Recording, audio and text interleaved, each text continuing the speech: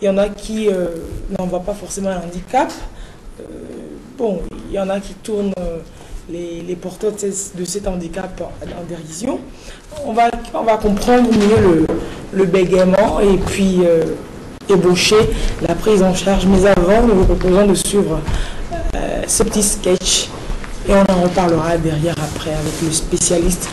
C'est un orthophoniste. Voilà, on en parlera avec lui.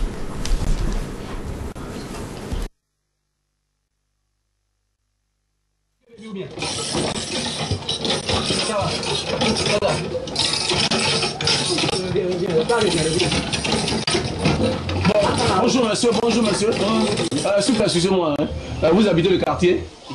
Enfin, j'ai un besoin très pressant, donc je cherche pour me mettre à l'aise, quoi.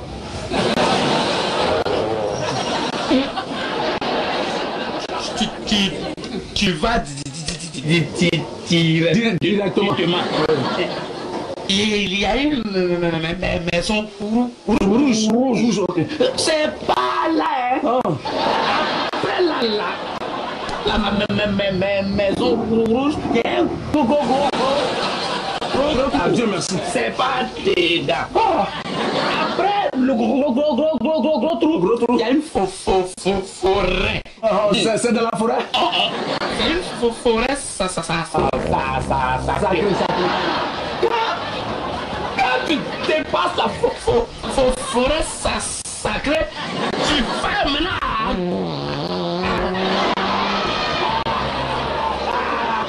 à gauche.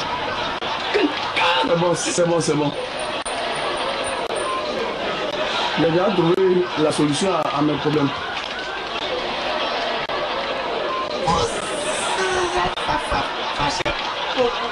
Pourquoi? Monsieur, est-ce que c'est ma faute ce qui s'est passé? Je parle de vous. Ce qui s'est passé là, est-ce que c'est ma faute? Je vous parle et puis vous ne répondez pas. Vous faites tout le malin dans ce quartier. On n'a qu'à jouer notre bébé.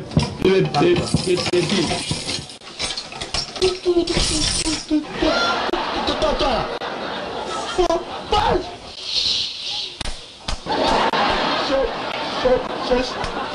chercher pas là où il y en a, hein.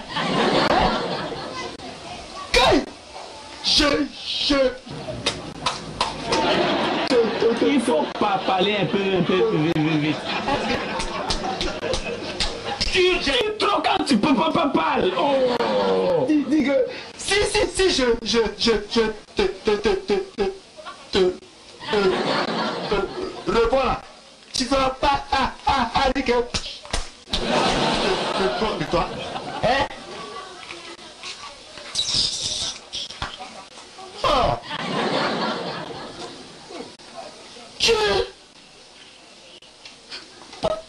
Pour lui est plus grave que pour moi.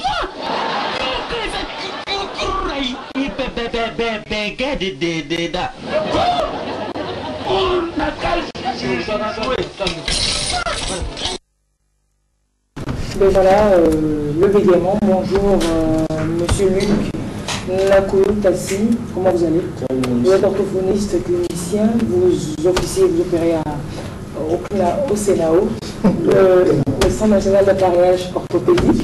Un orthophoniste, il fait quoi un orthophoniste? On sait qu'au niveau du CNAO, c'est les pieds, les bras, et puis les articulations, les mouvements. Mais là, orthophoniste, c'est quoi? Oui, bon, souvent les gens pensent qu'au niveau du CNAO, il n'y a que les orthophonistes pour les appareillages et les kinésithérapeutes. Mais étant un centre de réadaptation, le CNAO a aujourd'hui une large couverture. On a même un service de psychologie pour la prise en charge psychosociale et il y a les orthophonistes qui s'occupent de la prévention, de l'évaluation et de la prise en charge de tous les troubles liés au langage et à la communication. Et quand on dit les troubles liés au langage et à la communication, ça peut être un retard de parole ou un retard de langage. Un enfant qui ne parle pas vite, déjà jusqu'à 2 ans, l'enfant ne dit rien, il a besoin d'être aidé. Il y a des adultes et qui, après une maladie, ne parlent plus ou ne parlent plus bien. Il y a des enfants qui parlent mais n'articulent pas bien. Donc il y a tout ce qui entoure le langage, la parole. Et aussi, il y a d'autres enfants qui, à l'école, sont, entre guillemets, taxés de tarés, alors qu'ils ne sont pas, et qui ont besoin d'être accompagnés autrement pour pouvoir leur permettre d'avoir une scolarité normale. Donc voilà un peu le champ d'intervention de l'orthophoniste. Alors ce matin, on a choisi, nous, de parler du bégaiement. Oui. On va déjà vous demander ce que c'est, bon, bien qu'on sache un peu ce que c'est le sujet. On l'a illustré, et puis on a peut-être vu qu'il peut y avoir différents degrés de bégaiement. Justement, le sujet que nous avons tout de suite vu nous montre un peu le visage du bégaiement. Et ça, quand on dit le visage du bégaiement, c'est la partie que nous, en tant qu'interlocuteurs, nous observons dans une discussion avec une personne qui bégaye. C'est vrai que les humoristes le prennent pour distraire la galerie, mais ceux qui en souffrent savent ce que ça représente. Et je pense qu'à un moment donné aussi, ils vont se soulever pour éviter cette discrimination. Donc le bégaiement, c'est un trouble de la communication. Et on dit trouble de la communication parce que ça surgit lorsque la personne est en interaction avec un interlocuteur. Parce que la personne, lorsqu'elle est seule, elle lit un roman ou elle chante, elle ne va pas bégayer. Donc nous classons le bégaiement par la personne est seule, elle se parle à elle-même, elle ne bégaye pas. Elle ne bégaye pas parce qu'il n'y a pas l'influence de donc qui est témoin, qui peut constater, parce que c'est quelqu'un qui est là, la personne va bégayer. Donc c'est la personne même qui va vous dire que quand je parle, ça je ne bégaye pas. Oui, et vous voyez que dans le commun des mortels, souvent on conseille aux personnes qui bégayent de lire, de chanter. Parce que de façon automatique, il n'y a pas l'influence d'un interlocuteur et la personne n'est pas sous le stress, sous la peur de bégayer. Si c'est comme ça, même au téléphone, la personne ne devrait pas bégayer. Parce qu'il n'y a pas un vis-à-vis. Et effectivement, ce n'est pas tous ceux qui bégayent dans une conversation directe qui aussi peuvent bégayer au téléphone. Mais, lorsque l'interlocuteur qu'on a de l'autre bout nous influence, parce que là, il y a aussi le complexe d'infériorité ou de supériorité qui joue. Nous, des gens même qui ne bégayent pas, des fois, tu es devant quelqu'un, tu bégayes. Et voilà. Plus encore, j'imagine, si tu bégayes. Voilà, donc vous dites que c'est quand la personne est face à une situation devant un interlocuteur qu'elle bégaye. Les becs, c'est comme ça que ça s'explique? C'est comme ça que ça s'explique. Et ils peuvent le témoigner que, en fonction de l'interlocuteur que la personne a en face, la sévérité varie. Lorsque la personne parle avec son enfant, peut-être même elle ne va même pas bégayer de la même manière que lorsqu'elle parle à sa femme ou à son subordonné ou à son supérieur hiérarchique. Voilà. Donc c'est des situations qui peuvent aggraver les bégayages. Les bégayages, c'est ce que nous voyons. Donc quand la personne est devant, ça va être encore plus compliqué quand c'est un gars qui veut draguer une fille avec. Eh bien si vraiment il est sous le charme de la petite... Ah oui. Mademoiselle, vous êtes belle. Ah mon Dieu. Non, sérieux. Heureusement qu'il peut aussi faire un SMS pour commencer. SMS, quand ils vont être à table pour dîner, c'est pas par SMS qu'ils vont communiquer avec des gens. Donc, comment est-ce que ça s'explique? Qu'est-ce qui se passe en fait pour que les mots se bousculent, pour que ça soit comme cela? Effectivement, le bégaiement, nous le comparons à un morceau de glaçon que nous mettons dans l'eau pour que cette eau soit fraîche et qu'on puisse la boire. Quand vous prenez le morceau de glaçon dans Piota 25 ans, quand vous mettez ça dans un gobelet, la partie que vous voyez, c'est la petite partie par rapport à ce qui est dans... ce qui est immergé. C'est que certaines personnes appellent même l'iceberg. Voilà, l'iceberg qui se voit, c'est petit. Justement. C'est pas l'iceberg qui est dans votre bouche. Ce qu'on voit, c'est petit, mais ce qu'on ne voit pas, c'est plus grand. C'est plus grand. Donc, effectivement, ce qu'on voit là, les mots qui s'entremêlent là, ça ne représente rien. Ça ne représente rien chez la personne qui bégaye par rapport à ce qu'elle vit. Et qu'est-ce que c'est quoi, de quoi est constituée cette partie qu'on ne voit pas? Déjà, il y a la plus grande partie qu'on ne voit pas, il y a la peur et la honte de bégayer qui influence la personne. Il y a maintenant la peur de ne pas pouvoir défendre son opinion Et du coup, lorsque la personne devrait aller rencontrer quelqu'un, elle est obligée de préparer sa conversation. Je vais arriver, je vais lui dire bonjour, et quand il va me demander comment ça va, je dirai je vais bien. Maintenant, je vais me présenter et tout ça. Mais là, si la personne change le fil de la... Ah ben là, vous voyez que déjà, justement, déjà il y a maintenant une pression sur cette personne et elle peut, à un moment donné, perdre le fil de la conversation. Ce qui fait que quand quelqu'un bégaye, des fois, c'est difficile de l'interrompre. C'est fini, parce qu'on l'interrompt, il perd le fil. Il ne va même pas s'arrêter parce que lui, il a une phrase qu'il veut vider. Il a un message qu'il veut faire véhiculer. Donc du coup, c'est difficile qu'il s'arrête pour qu'il reprenne. Oui, mais quand vous dites ce qu'on ne voit pas, ce qu'il vit, c'est la honte et la peur de ne pas... Ça, tout le monde le vit. Ce n'est pas exclusif aux personnes qui bégayent. Justement. Mais là, ça devient plus grave parce que la personne, vous l'avez dit, pour draguer une fille, la fille le regarde, c'est un beau gars, mais quand il va commencer par taper les lèvres, c'est foutu. C'est pas la même chose. Qu'est-ce qui cause ça? Qu'est-ce qui fait que quelqu'un va bégayer, l'autre ne bégaye pas? Il n'y a pas de cause, mais il y a des facteurs en faveur. Et c'est des facteurs qui doivent être ensemble. Un facteur n'explique pas le bégaiement. Il y en a trois. Il y a le facteur